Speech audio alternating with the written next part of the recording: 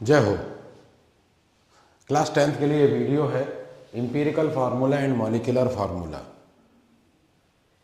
एक नंबर का एमसीक्यू में आएगा, find the empirical formula of, नाम हो या फार्मूला हो, या फिर 3 से 4 नंबर का calculation of empirical formula and molecular formula आएगा, मार्किंग स्कीम साथ में। लेकिन इससे पहले बात करते हैं एम्पिरिकल और मॉलिक्यूलर फार्मूला का क्या मतलब है, सिंपलेस्ट रेशियो की क्या बात है, इस सब पे बात करते हैं। तो पहला पॉइंट, एक एग्जाम्पल ले लेते हैं। आपने ऑर्गेनिक पढ़ी है, उसमें है ईथेन।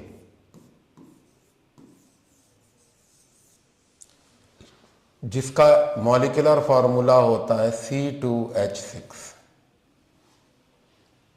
अब इस मॉलिक्यूलर फार्मूला में दोनों वैल्यूज को कॉमन मल्टीपल से डिवाइड करें तो एक सिंपलेस्ट रेशियो आ रहा है कार्बन 1 और हाइड्रोजन 3।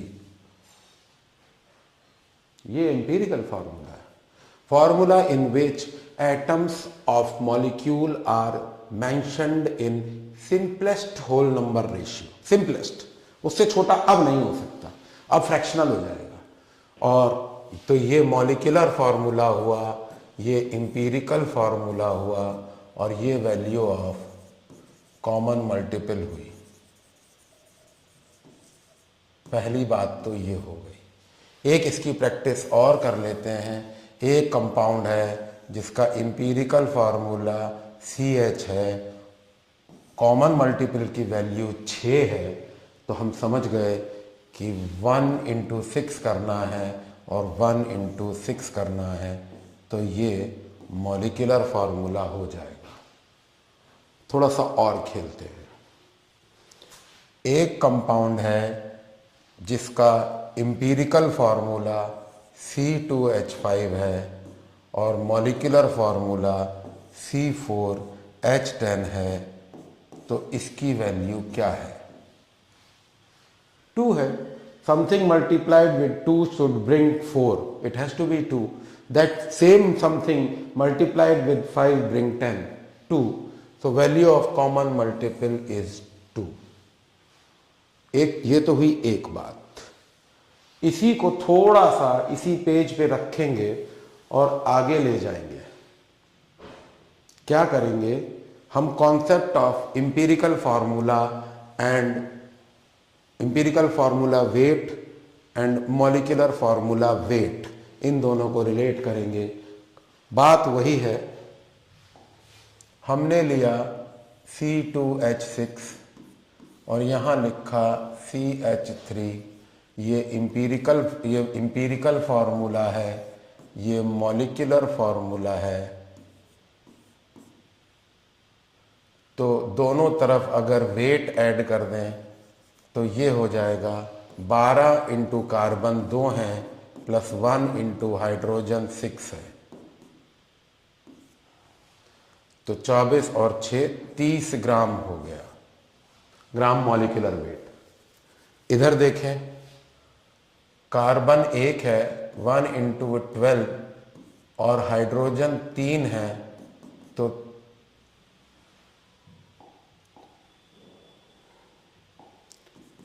3 × 1, तो 12 और 3 15। कैसे रिलेटेड हैं ये दोनों? n के मल्टीपल में है, तो we can say that molecular formula weight is equal to n times of empirical formula weight. n की वैल्यू कितनी थी? 2। So we can write 30 is equal to 2 × 15। ठीक हो गया, दोनों इक्वल आएंगे। एक कैच और है, अगर हमें एक फॉर्मूला मिला है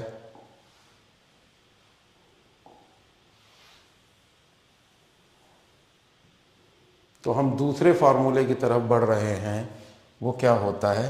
वो फार्मूला मैं फिर लिख रहा हूं आपकी मदद के लिए। n times of empirical formula weight is equal to molecular formula weight and our previous knowledge is vapor density is equal to half of the molecular weight, so we can write twice of vapor density is equal to molecular weight. तो ये है formula number 1, ये है formula number 2 और ये है formula number 3। इन्हीं 3 से हम मॉलिक्यूलर फॉर्मूला तक पहुंच जाएंगे। आगे, how to calculate empirical formula. एक टेबल बनेगी, how to calculate empirical formula and molecular formula. हम पहले इसी पे बात करेंगे। एक टेबल बनती है, उसमें 3 चीजें दे रखी होती हैं।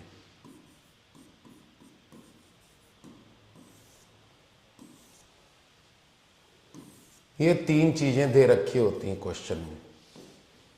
एलिमेंट, उसका परसेंटेज और उसका atomic weight.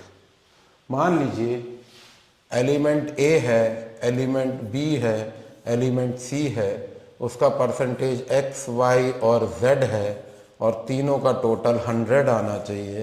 Atomic weight small a है, स्मॉल बी है, स्मॉल सी है। तो पहली जो हम कॉलम बनाएंगे वो होगा percentage divided by atomic weight, which is called relative number of atom. Percentage divided by atomic weight, x upon a, y upon b and z upon c. मान लीजिए इसकी वैल्यू आती है 1.2, 2.4 and 0.4 फॉर एग्जाम्पल। तो this is the smallest value.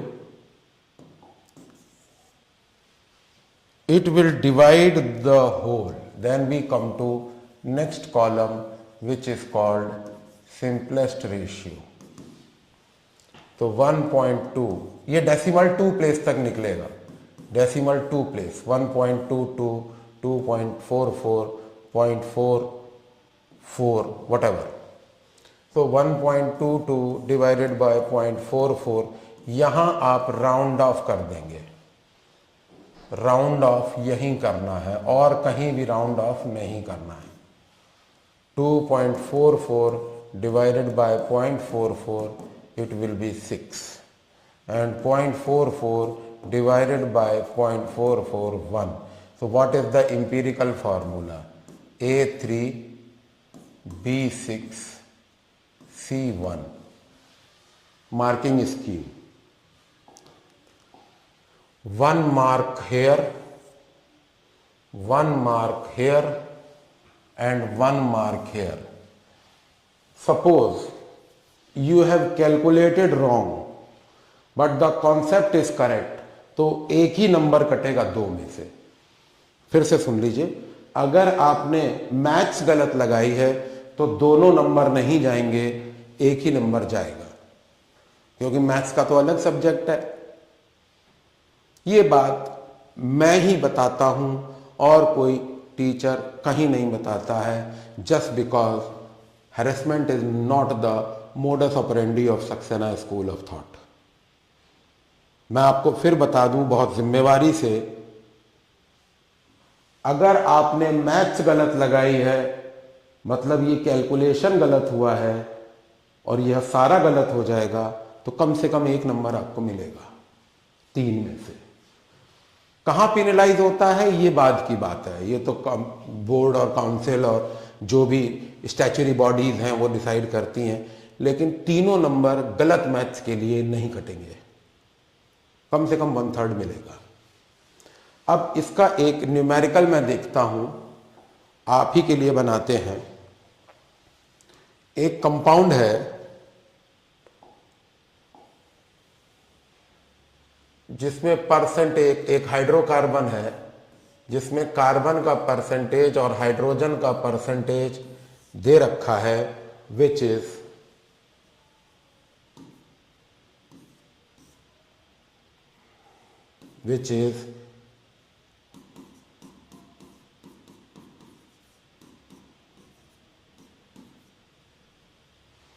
this is 75%, this is 25%,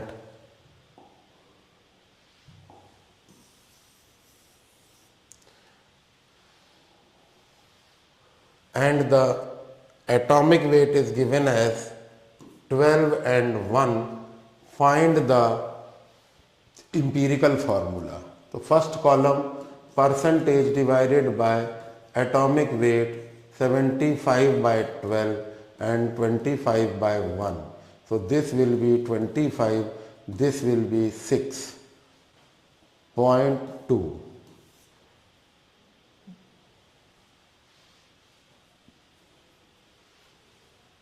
.25.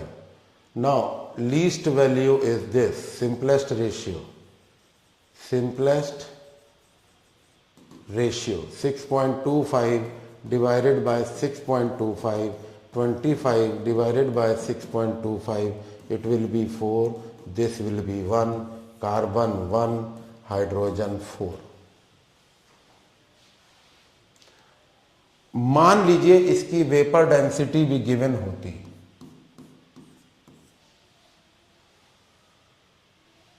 And vapour density इसकी होती 8. Find the molecular formula.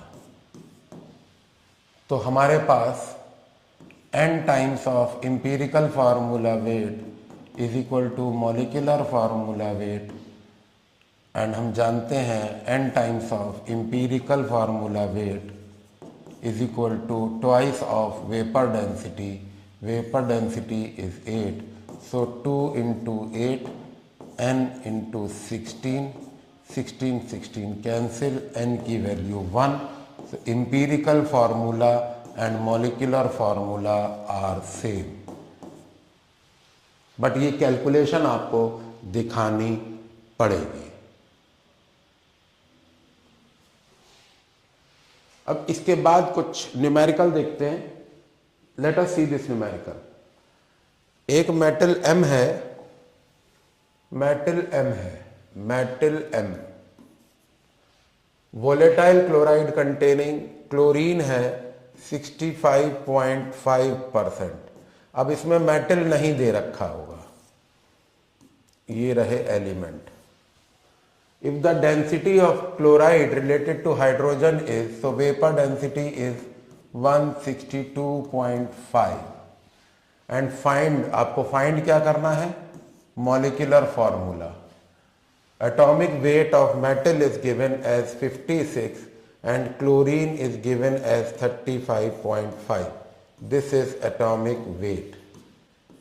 अब अगर टोटल 100 होता है तो क्लोरीन इतना है, तो 0.5 ऐड हुआ तो 66 हो गया, फिर 4 ऐड हुआ तो 70 हो गया, फिर 30 ऐड हो गया तो परसेंटेज आ गया. Percentage divided by atomic wait, ये हो गया कॉलम नंबर जो 3 दे रखे होते हैं उसके अलावा. तो इसमें जब कैलकुलेट करेंगे तो 34.5 divided by 56 and 65.5 divided by 35.5. अब यहाँ प्रॉब्लम मैथ्स की हो जाएगी, तो देखते हैं. 560 इज डिवाइडिंग 345, पॉइंट लगेगा, 0 आएगा. 6 से करके देखते हैं. 6 0 दा 0, 6 6 जा 36, 6 5 जा 30 एंड 33. 0 9 0. 0.60 से 0 आ जाएगा, तो हम कह सकते हैं कि यहाँ आ रहा है 0.60. अब इधर देखें, 355 इज डिवाइडिंग 655, तो लगभग 2 से आएगा. 1 2 2 से नहीं, एक से आएगा, एक 553003 पॉइंट लगा 0, 6 5 8, 4 8 5 40, 4 44, 4 8 24, 4 28, 0 6 1 0, 1.8 something. Now 1.89 और 160, 16 आएगा तो करीब 5 से जाएगा. This is the least value. 0.60 divided by 0.60, 1.85 divided by 0.60. It is as good as 1, it is as good as 3. तो empirical formula is MCl3.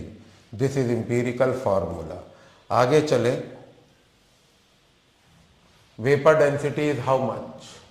162.5. So what is empirical formula weight? Metal 56, chlorine 3 atom है 35.5. So 56 plus 3 5 जा 15, 3 5 जा 15, 116, 3 3 जा 9 and 110, 106.5. So this will come as 0.5, 6 और 6 12, 162.5. This is empirical formula weight. Empirical formula weight. And what is the molecular formula weight? Vapor density. N times of empirical formula weight is equal to twice of vapor density. Empirical formula weight is this much, 162.5. Vapor density is this much, 162.5. This is cancelled out. N की value 2 आ रही है, तो MCl3 was empirical formula. N की value 2 है, तो MCl3 को आप 2 से मल्टीप्लाई कर दीजिए. Molecular formula will be M2Cl6. Simple. Next question हम देख सकते हैं. An organic compound with vapour density 94. Vapour density दे रखी है 94. एलिमेंट है carbon, hydrogen, bromine. Carbon is percentage 12.67, hydrogen is 2.13 and bromine is 85.11. This is element, this is percentage and this will be atomic weight. What is atomic weight? Carbon is 12, hydrogen is 1, bromine is 80. Column number 1, percentage divided by atomic weight.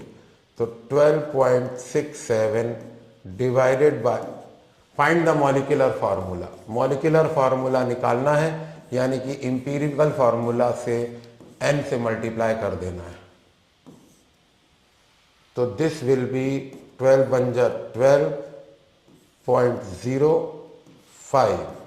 This will be 2.13 divided by 1, 2.13 and this will be 85.11 divided by 80. This will be how much? 80 बन जा 80 point लगेगा. 8511 divided by 800, 800 आएगा, 51 बचेगा, 0.10 लगेगा, 1.05. Now what is the least value? 1.05. Then you apply simplest ratio. Allow me to rub this so that I can use the space. So 1.05 divided by 1.05 is 1. 2.13 divided by 1.05 is as good as 2. And 1.05 divided by 1.05 is 1. So what is the empirical formula?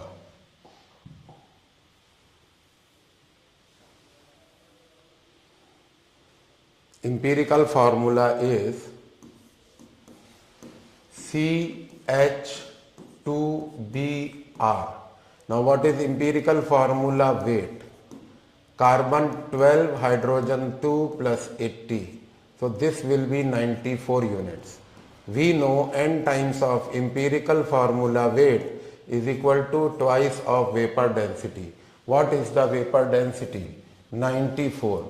So n times into 94 is equal to 2 times of 94. 94 cancelled, n is equal to 2. So what is molecular formula? It is CH2Br multiplied with 2, that is C2H4Br2. Now the marking scheme. 1 mark here, 1 mark here, and 1 mark here. 1 mark for correct calculation of n and 1 mark for correct calculation of molecular formula. Enjoy करिए. फिर से बता दूं, percentage atomic weight element दे रखा होगा, relative number of atom निकालने होंगे, simplest ratio निकालना होगा और फिर इंपीरिकल फार्मूला बन जाएगा. n times of empirical formula weight is molecular weight, which is twice of vapor density. More often than not, vapor density is given, so you can use n times of EVAT is equal to twice of vapor density, and the rest is all they say history. बात अभी खत्म नहीं हुई, कुछ और भी मिलेगा. We are still warming up. Thank you.